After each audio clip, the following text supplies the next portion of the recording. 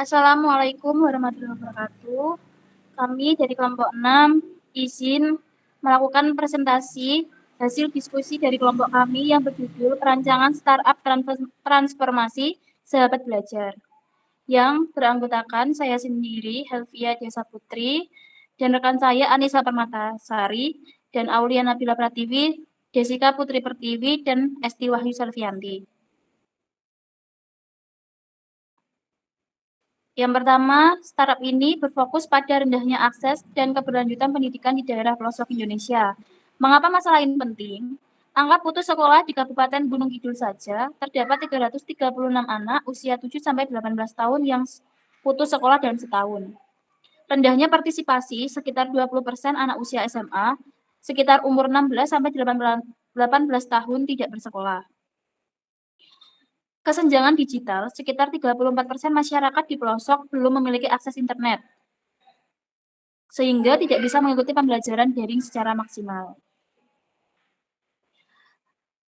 Desirability. Solusi ini sangat diinginkan karena menjawab kesulitan nyata siswa dalam memahami pelajaran tanpa akses bimbingan belajar.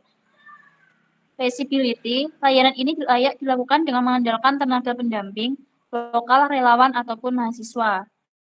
Dan yang terakhir, viability. Bisnis ini memiliki potensi keberlanjutan melalui kombinasi biaya layanan murah dan dukungan kemitraan desa atau CSR.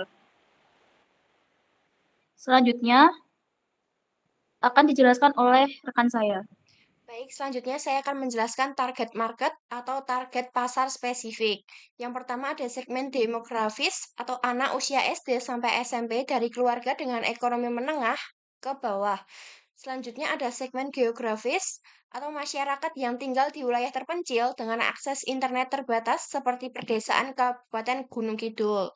Selanjutnya ada karakteristik utama yaitu siswa yang membutuhkan pendampingan tambahan namun terhambat biaya dan sinyal internet. Selanjutnya, Baik, selanjutnya transformation impact atau dampak transformasi. Transformasi diciptakan melalui formula yaitu habit change, sistem, dan insentif.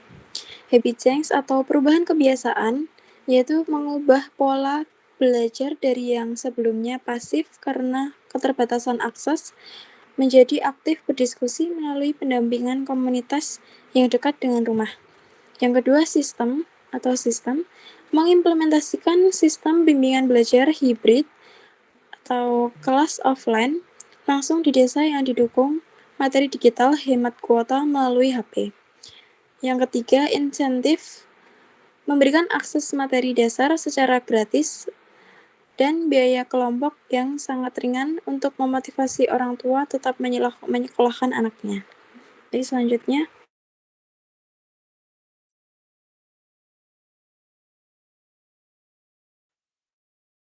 Baik, selanjutnya untuk transformasi user atau before afternya, kondisi sebelum siswa kesulitan mengikuti pelajaran sekolah karena tidak ada tempat bertanya.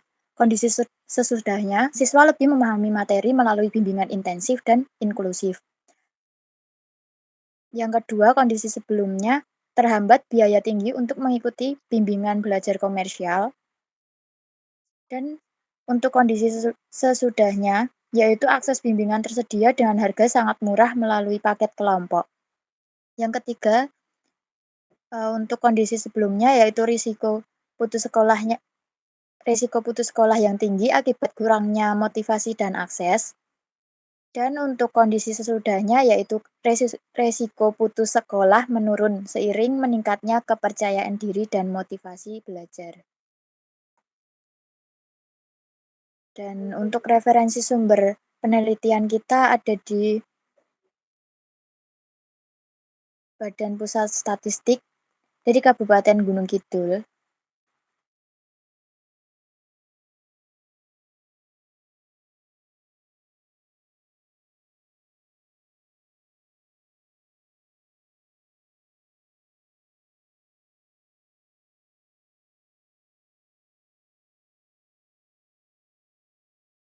Nah, ini untuk data stories demografi dari Kabupaten Gunung Kidul pada pertengahan tahun 2024.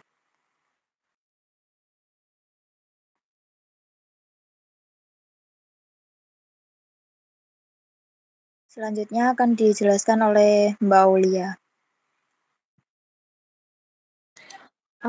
Selanjutnya ada revenue model. Revenue model ini terdiri dari revenue model adalah aliran pendapatan. Pertama ada sistem freemium, pendapatan dari biaya murah untuk materi bimbingan lanjutan. Kedua ada paket belajar kelompok, penjualan paket langganan kolektif agar lebih terjangkau bagi wali murid. Yang ketiga ada subsidi silang, pemanfaatan biaya dari pengguna kota untuk mendukung operasional di desa. Yang keempat ada kemitraan strategis, itu pendanaan melalui kerjasama dengan perangkat desa atau selanjutnya ada cost struktur atau struktur biaya. Yang pertama ada operasional kelas, itu biaya pengelolaan tempat belajar langsung di desa.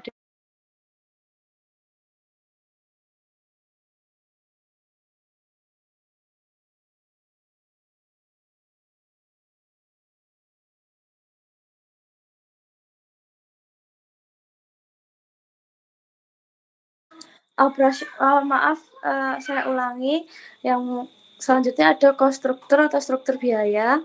Yang pertama ada operasional kelas, yaitu adalah biaya pengelolaan tempat belajar langsung di desa-desa.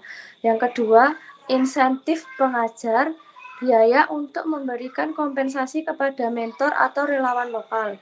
Yang ketiga atau yang terakhir, materi dan sistem, pengembangan materi pembelajaran digital yang ringan, data agar tetap bisa diakses melalui HP.